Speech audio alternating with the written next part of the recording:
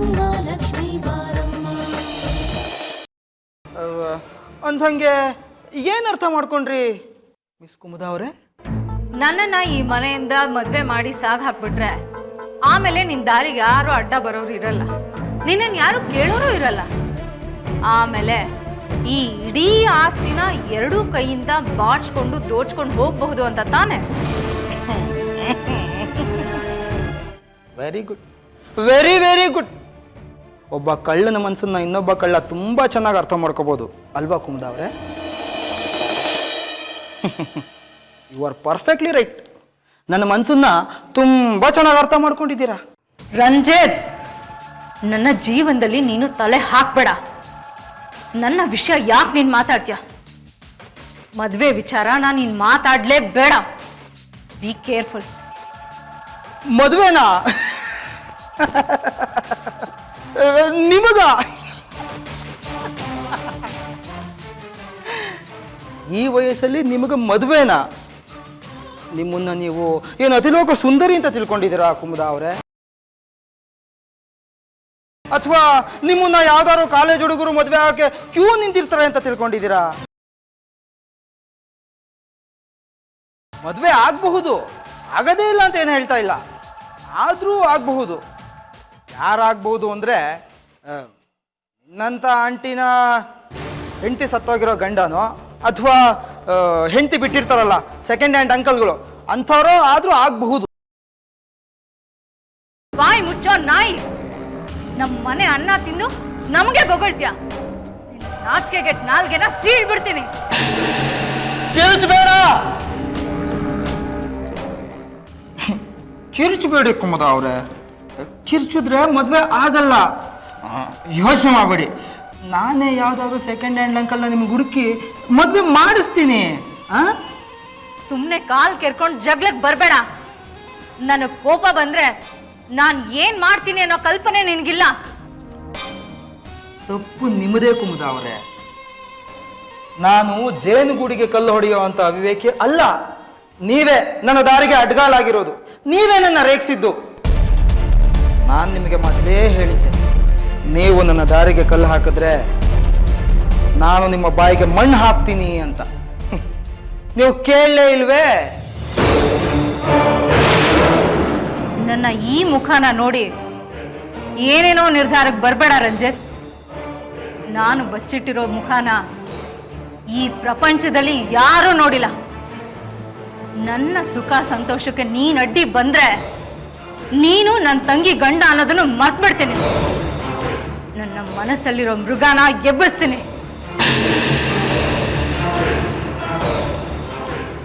ನಾನು ಅಷ್ಟೇ, ವಿಷದ ಹಾವು, ತಣ್ಣನೆ ರಕ್ತದ ವಿಷದ ಹಾವು. ಕರುಣೆ ಅನ್ನೋದೇ ಇಲ್ಲ. ನನ್ನ ಪಾಡಿಗೆ ನಾನು ತಣ್ಣಗೆ ತಂಪಾಗಿ ಹರಿದಾಡ್ತಾ ಇರ್ತೀನಿ. ಯಾರಾದರೂ ನನ್ನನ್ನು ತುಳಿದ್ರೆ ಅವರನ್ನ ಸರ್ವನಾಶ ಮಾಡದೆ ಬಿಡುವಂತಹ ಹಲ್ಲಿಲ್ಲದ ಹಾವಲ್ಲ, ವಿಷ ತುಂಬಿರೋ ಕೆಟ್ಟ ಹಾವು. ಅದನ್ನ ನೀವು ಸದಾ ನೆನಪಲ್ಲಿಟ್ಕೊಂಡಿರ್ಬೇಕು. ಕಂಪ್ನಿಲಿ ಸಾಕಷ್ಟು ದುಡ್ಡಿದೆ. ಎಷ್ಟಿದೆ ಅಂದರೆ ಇಬ್ಬರೂ ಸೇರ್ಕೊಂಡು ಕದ್ರೂ ಕಡಿಮೆನೇ ಆಗಲ್ಲ, ಅಷ್ಟಿದೆ.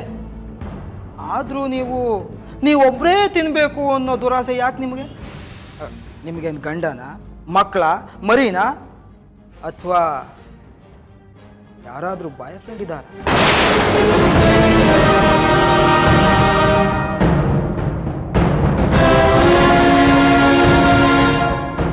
ನಿಮಗೆಷ್ಟು ಬೇಕೋ ನೀವು ಬಾಚ್ಕೊಳ್ಳಿ, ನನಗೆಷ್ಟು ಬೇಕೋ ನಾನು ಬಾಚ್ಕೊಳ್ತೀನಿ.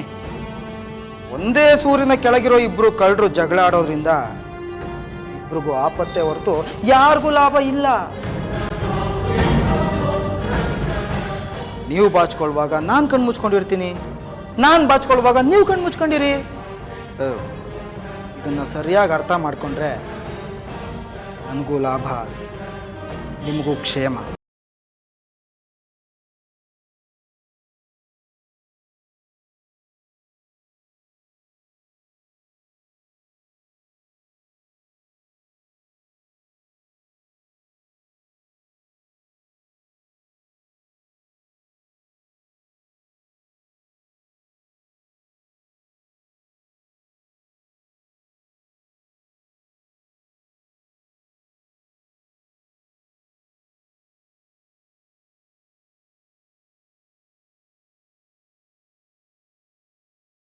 ಅಕ್ಕ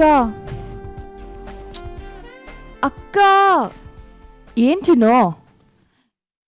ಇದೆಲ್ಲ ಯಾಕಕ್ಕ? ಯಾಕೆ ಅಂತ ಆಮೇಲೆ ಹೇಳ್ತೀನಿ, ಇವಾಗ ಸುಮ್ಮನಿರು. ಅಕ್ಕ ಏನ್ ಚಿನ್ನು? ಇನ್ನೂ ಏಟೋದಾಯ್ತದೆ. ನಂಗೆ ಮನ್ಯಾಗ ತುಂಬ ಕೆಲಸ ಅದ. ಮನೆ ಕೆಲಸ ಮನೆಗೆ ಹೋದ್ಮೇಲೆ, ಇವಾಗ ಸುಮ್ಮನಿರು. ಇನ್ನೊಂದು ಸ್ವಲ್ಪ ಹೊತ್ತಷ್ಟೇ, ಓಕೆನಾ?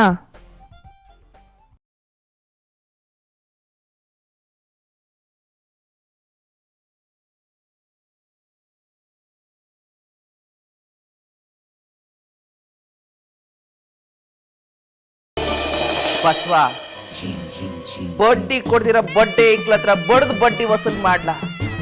ನಾಳೆ ನೀ ಮಾವ MLA ಆಗ್ಬೇಕು, ಅದಕ್ಕೆ ಲಕ್ಷ ಲಕ್ಷ ಸಾಕಾಗಿಲ್ಲ, ಕೋಟಿ ಕೋಟಿ ರೂಪಾಯಿ ಇಡ್ಬೇಕು ಕಣ್ಲ. ಈಗಿನ ಕಾಲದಾಗೆ ನೀ ಎತ್ತಾಗಿರ್ತೀನಿ ಅಂದ್ರೆ ಲೋಟ ಕಾಪಿನೂ ಸಿಗಾಕಿಲ್ಲ. ತಲೆ ಹೊಡಿಬೇಕು ಇಲ್ಲ ತಲೆ ಇಡಿಬೇಕು, ಆಗ್ಲೇ ಕಣ್ಲ ಬದುಕಕ್ಕಾಗದು. ಬಸ್ವ ನೀನ್ ಎತ್ತವ ಹೇಳ್ತೀನಿ ಕೇಳು, ಯಾರ ಮನೆ ಕೇಟ್ರು ಪರವಾಗಿಲ್ಲ ಕಣ್ಲ, ಆದ್ರೆ ನನ್ನ ಮಗನ ಮನೆ ಮಾತ್ರ ನಿಶ್ಚಿಂತೆಯಾಗಿರ್ಬೇಕು. ಮಾವನವನು ನನ್ನ ತಮ್ಮ, ಅವನು ಉಳ್ಕೊಂಡ್ರೆ ನೀನು ಉಳ್ಕೊಂಡಂಗೆ. ಒಂದು ವೇಳೆ ಅವ್ನು ಕೆಟ್ಟ ಅಂತ ಇಟ್ಕೋ, ನೀನ್ ಯಾಕೆ ಕುಟ್ಟೆ. ತೋಟ ಬಾಣದ ಗುರಿ ತಪ್ಪೋದು ಮಗನೇ, ತಾಯಿ ಮಾತು ತಪ್ಪಾಗಿಲ್ಲ.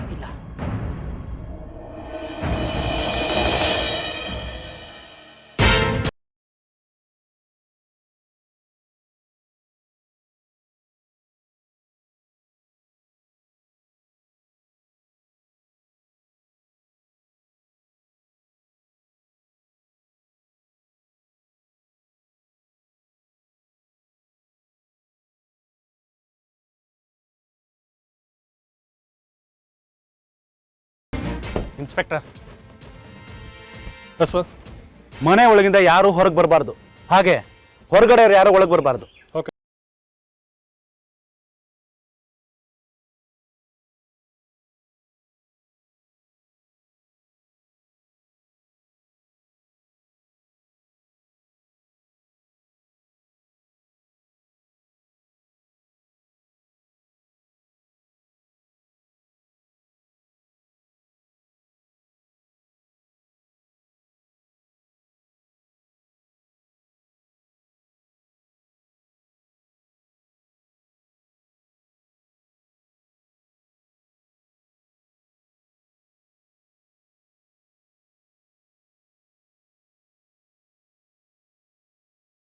ಯಾರ್ರಿ ನೀವು?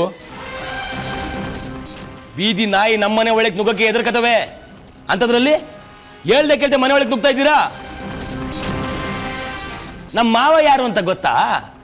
ಒಂದೇ ಒಂದು ಫೋನ್ ಕಾಲ್ ಮಾಡಿದ್ರೆ ಸಾಕು, ನಿಮ್ ಕೆಲಸ ಆಟೆಯ. ನಿನ್ನ ಮಾವ ಯಾರು, ನೀನ್ ಯಾರು ಅಂತ ನಮಗೆ ತುಂಬಾ ಚೆನ್ನಾಗಿ ಗೊತ್ತು. ಇಲ್ದೇ ಇದ್ರೆ ಇಷ್ಟು ದೂರ ನಾವ್ಯಾಕೆ ಬರ್ತಾ ಇದ್ವಿ? ಬಸವರಾಜ್, ಇದು ಕೋರ್ಟ್ ಆರ್ಡ್ರು. ನಾವು ಲೋಕಾಯುಕ್ತದಿಂದ ಬರ್ತಾ ಇದ್ದೀವಿ, ನಿಮ್ಮ ಮನೆ ಸರ್ಚ್ ಮಾಡ್ತಾ ಇದ್ದೀವಿ. ಏನ್ರಿ, ಏನ್ ಹುಡುಗಾಟ ಆಡ್ತಾ ಇದ್ದೀರಾ? ನಮ್ಮ ಮಾವ ಯಾರು ಅಂತ ಗೊತ್ತಾ? ಅಧ್ಯಕ್ಷ, ಜಿಲ್ಲಾ ಪಂಚಾಯತಿ ಅಧ್ಯಕ್ಷ. ಒಂದೇ ಒಂದು ಫೋನ್ ಕಾಲ್ ಮಾಡಿದ್ರೆ ಸಾಕು, ನೀವೆಲ್ಲಿರ್ತೀರ ಅಂತ ಗೊತ್ತಾ? ನಿನ್ನ ಮಾವ ಜಿಲ್ಲಾ ಪಂಚಾಯತಿ ಅಧ್ಯಕ್ಷ ಅಂತಾನೂ ಗೊತ್ತು, ನೀನು ಅವ್ರ ಸಂಬಂಧಿ ಅಂತಾನೂ ಗೊತ್ತು. ಇದು ಕೋರ್ಟ್ ಆರ್ಡ್ರು.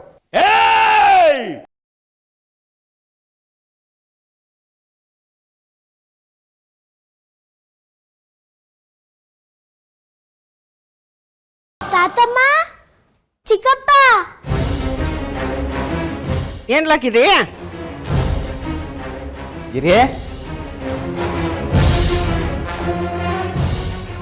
ಯಾವನಾದ್ರೂ ಈ ಅಡ್ಡಿಲಿರೋ ಏನಕ್ಕಾದ್ರೂ ಕೈ ಹಾಕಿದ್ರೆ ಅವನ್ ಕತ್ತರಿಸ್ಬಿಡ್ತೀನಿ, ಕೈ ಕತ್ತರಿಸ್ಬಿಡ್ತೀನಿ. ಕಿರ್ಚಾಡ್ಬೇಡ ಬಸವರಾಜ್, ಸುಮ್ಮನೆ ಇದ್ರೆ ಸರಿ, ನಮಗೆ ಕೆಲಸ ಮಾಡೋಕೆ ತೊಂದರೆ ಕೊಡಬೇಡ. ಸುಮ್ಕಿರಿ, ಸುಮ್ಕಿರಿ. ಒಂದೇ ಒಂದು ಫೋನ್ ಮಾಡಿದ್ರೆ ಎಲ್ಲ ಸರಿ ಹೋಗ್ತದೆ. ಇನ್ಸ್ಪೆಕ್ಟರ್, ಮೊದಲು ಇವನು ಮೊಬೈಲ್ನ ಸೀಸ್ ಮಾಡ್ರಿ. ಜಾಸ್ತಿ ಮಾತಾಡಿದ್ರೆ ಅರೆಸ್ಟ್ ಮಾಡಿ. ಹೌದಾ? ನಾನು ಮನೇಲಿಲ್ಲ, ನನ್ನ ತಂಗಿ ಜೊತೆ ಪಾರ್ಲರ್ಗೆ ಬಂದಿದ್ದೀನಿ. ನೀನು ಒಂದು ಕೆಲಸ ಮಾಡು, ನಾಳೆ ಫೋನ್ ಮಾಡು, ಎಲ್ಲಿ ಸಿಗೋದು ಅಂತ ಡಿಸೈಡ್ ಮಾಡೋಣ. Okay bye.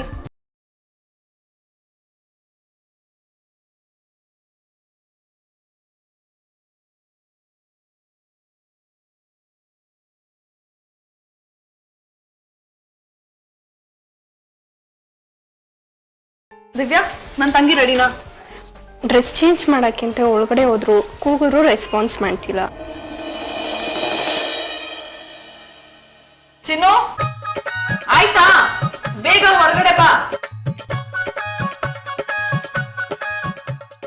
ಹಳ್ಳಿಯಿಂದ ಬಂದಿದ್ದಾಳೆ, ಅದಕ್ಕೆ ನಾಚ್ಕೋತಿದ್ದಾಳೆ.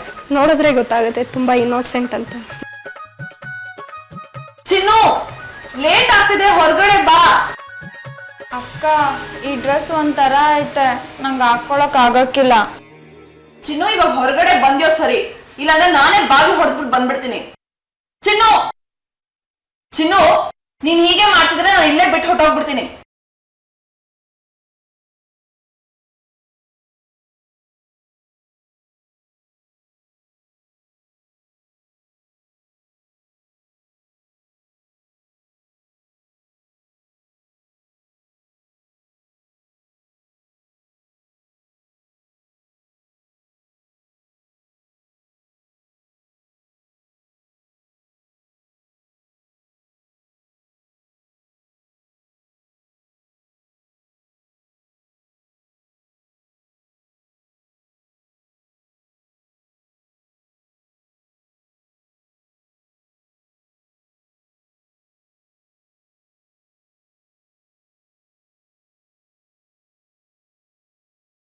ಚಿನ್ನು ಸಕ್ಕದ ಕಾಣ್ತಿದ್ಯಾ. ಮನೆಗೆ ಹೋಗಿದ ತಕ್ಷಣ ನಿಂಗೆ ದೃಷ್ಟಿ ತೆಗಿತೀನಿ. ಹೋಗಕ್ಕ, ನೀನ್ ನನ್ನ ಜೊತೆ ಮಾತಾಡ್ಬೇಡ. ನಾನೇನ್ ಮಾಡ್ದೆ ಚಿನ್ನು? ಮತ್ತೆ ನೀನ್ ನನ್ನನ್ನು ಬಿಟ್ಟು ಹೋಯ್ತೀನಿ ಅಂದೆ. ಮತ್ತೆ ಅಷ್ಟೊತ್ತ ಕಾಯಿಸೋದು? ಅದಕ್ಕೆ ಮನೆಗೆ ಹೋಗ್ತೀನಿ ಅಂದ್ರೆ ನೀನ್ ಬರ್ತೀಯ ಅಂತ ಗೊತ್ತಿತ್ತು, ಅದಕ್ಕೆ ಆತರ ಎದುರಿಸ್ದೆ. ಚಿನ್ನು, ನಿನ್ಗೆ ನನ್ ದೃಷ್ಟಿನೇ ತಾಕತ್ತೆ. ಅಕ್ಕ, ನಂಗೆ ಈ ಬಟ್ಟೆ ಹಾಕೊಳಕ್ ಆಗಕ್ಕಿಲ್ಲ ಅಕ್ಕ, ಸರಿ ಬರಲ್ಲ. ಚಿನ್ನು, ಸುಮ್ನೆ ನನ್ ಜೊತೆ ಕಣ್ಣಿ ಆಡ್ಬೇಡ. ನಾನ್ ಹೇಳ್ದಾಗ ನೀನ್ ಕೇಳಲೇಬೇಕು. ಬಾ ಮನೆಗೆ ಹೋಗೋಣ. ಸರಿ, ಹಂಗಾದ್ರೆ ನಾನು ಹೋಗಿ ಸೀರೆ ಉಟ್ಕೊಂಡ್ ಬಂದ್ಬಿಡ್ತೀನಿ, ಒಂಚೂರು ತಡ ಮಾಡಕ್ಕಿಲ್ಲ. ಅದೆಲ್ಲ ಏನು ಬೇಕಾಗಿಲ್ಲ, ಇದೇ ಬಟ್ಟೆಲಿ ನೀನ್ ಮನೆಗ್ ಬರ್ಬೇಕು. ಬಾ. ಹಿಂಗೇನಾ? ನಂಗೆ ಹೆಂಗೆಂಗೋ ಆಯ್ತದಕ್ಕ. ಹೆಂಗೆಂಗೂ ಆಗಲ್ಲಮ್ಮ, ಒಂದ್ ಸ್ವಲ್ಪ ದಿನ, ಆಮೇಲೆ ಎಲ್ಲ ಅಡ್ಜಸ್ಟ್ ಆಗುತ್ತೆ. ಬಾ. ಥ್ಯಾಂಕ್ಸ್ ದಿವ್ಯಾ, ಬಾಯ್. ಅಕ್ಕ, ನಿಧಾನಕ್ಕಕ್ಕ, ಬಿದ್ದೋಯ್ತೀನಿ ನಾನು. ಸಾರಿ, ಬಾ.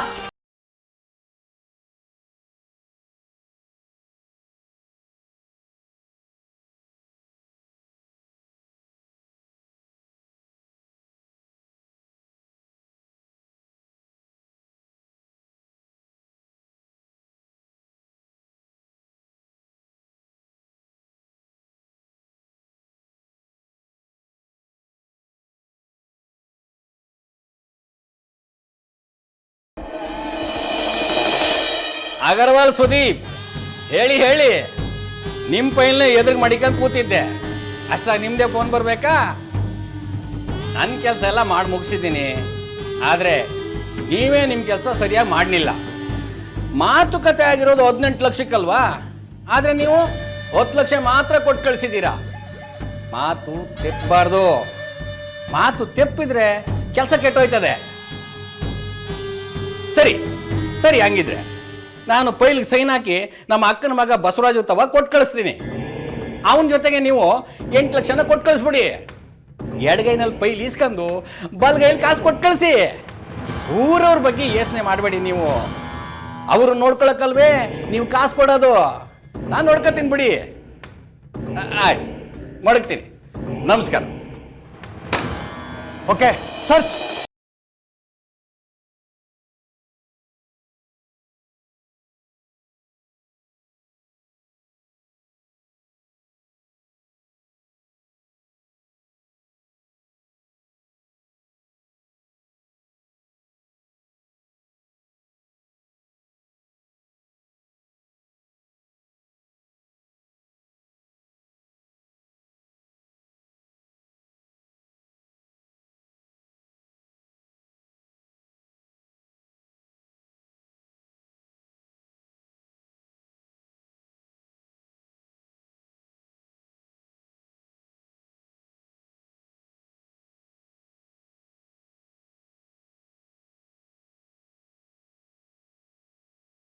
ಯಾರೇ ನೀವೆಲ್ಲ? ಅಕ್ಕ ಯಾರಿವರು? ನನಗೂ ಗೊತ್ತಿಲ್ಲ ತಮ್ಮಯ್ಯ. ನಮ್ಮ ಮಟ್ಟಿಗೆ ದನಗಳು ನುಗ್ಗವ್ರೆ. ಯಾರು ಏನು ಎತ್ತಂತ ನೀನೇ ವಿಚಾರಿಸು. ನನ್ನ ಹೆಸರು ಮಹಾವೀರ್ ಪ್ರಸಾದ್ ಅಂತ. ಜಿಲ್ಲಾ ಪಂಚಾಯತಿ ಅಧ್ಯಕ್ಷ ಬೋರೇಗೌಡ ಅಂದ್ರೆ ನೀವೇನಾ? ಈ ಊರಿಗೆ ಒಬ್ಬನೇ ಬೋರೇಗೌಡ, ಕೆಂಪ್ ಬೋರೇಗೌಡ ನಾನೇ. ನಿಮ್ಮ ಬಗ್ಗೆ ಬೇಕಾದಷ್ಟು ಮೂಕರ್ಜಿ ಬಂದಿದೆ. ನಾನು ಲೋಕಾಯುಕ್ತದಿಂದ ಬಂದಿದ್ದೀನಿ. ನಿಮ್ಮ ಆಸ್ತಿ ಆದಾಯ ಲೆಕ್ಕ ಹಾಕಬೇಕು.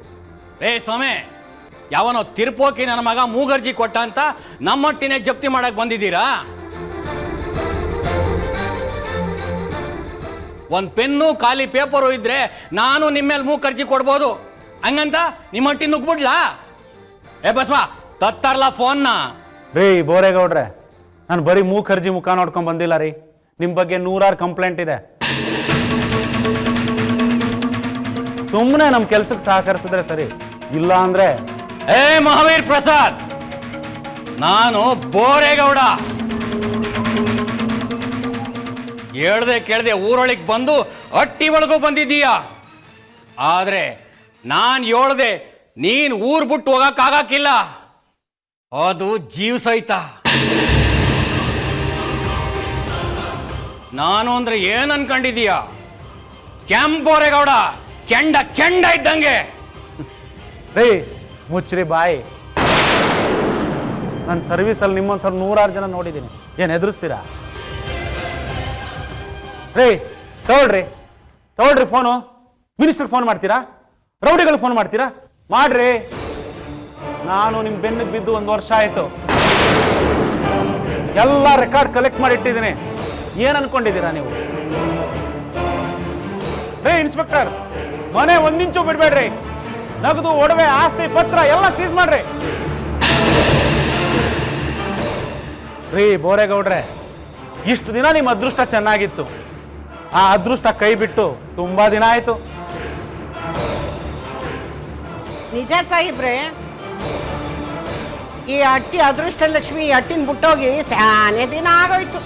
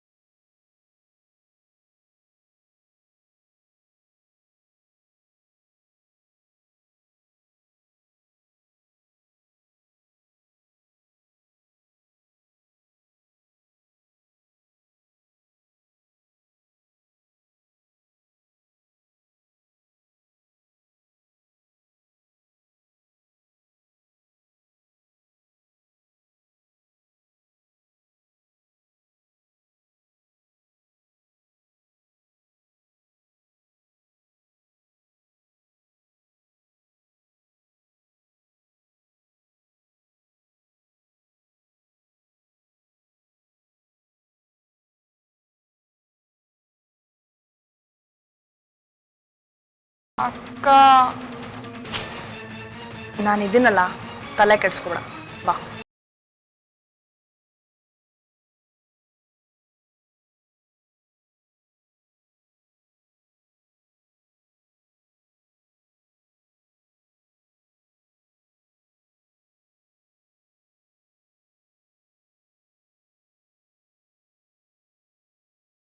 ಒಬ್ರಿಗಿಂತ ಒಬ್ರು ಚೆನ್ನಾಗಿ ಕಾಣ್ತಿದ್ದೀರ.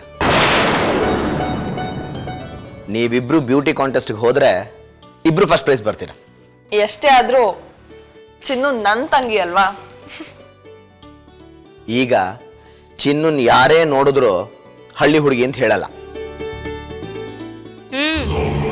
ಹೇರ್ ಕಟ್ ಮಾಡ್ಕೊಂಡು ಮೇಕಪ್ ಮಾಡ್ಕೊಂಡು ತುಟಿಗೆ ಬಣ್ಣ ಕಣ್ಣಿಗೆ ಕಾಡಿಗೆ ಇಟ್ಕೊಂಡ್ರೆ ಕತ್ತೆನೂ ಸುಂದರವಾಗೇ ಕಾಣುತ್ತೆ.